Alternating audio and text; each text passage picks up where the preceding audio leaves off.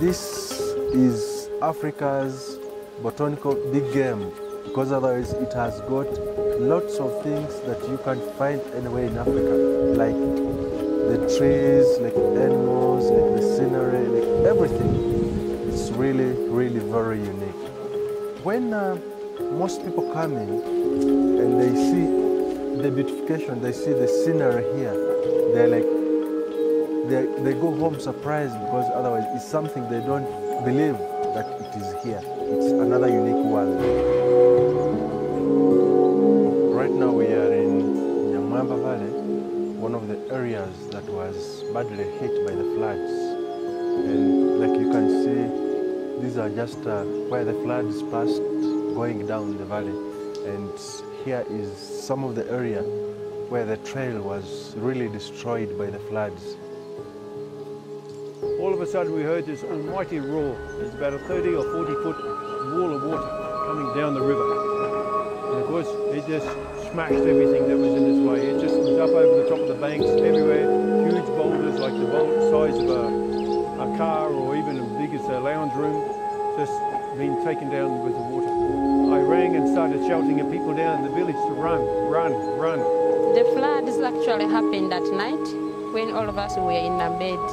So we just had some sounds, and people had to, I had a friend of mine had to communicate to me through the phone.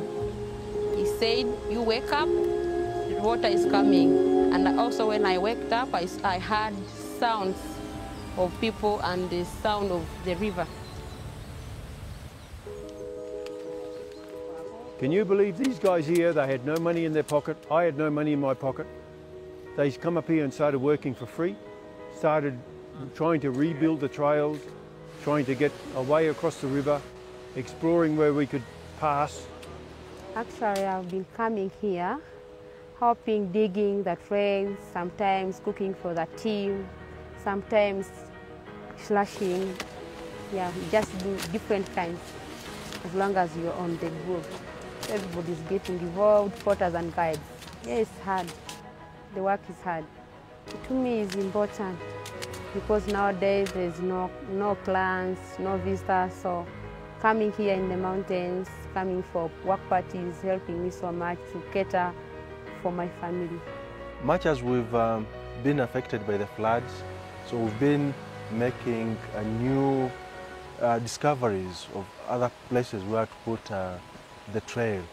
But it has also come as an advantage that on these new places to put trails, we've got some other new discoveries, like we've got a series of waterfalls along this valley. We've managed to beat our way through and found a fantastic trail down alongside all these waterfalls. There's 9 in total, just one after the other, and it's really incredible. I don't think there's anything like this in East Africa.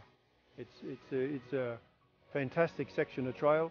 So in a way, the corona and the floods have also brought opportunity where we've been able to develop and realise more potential of the Rwenzori Mountains.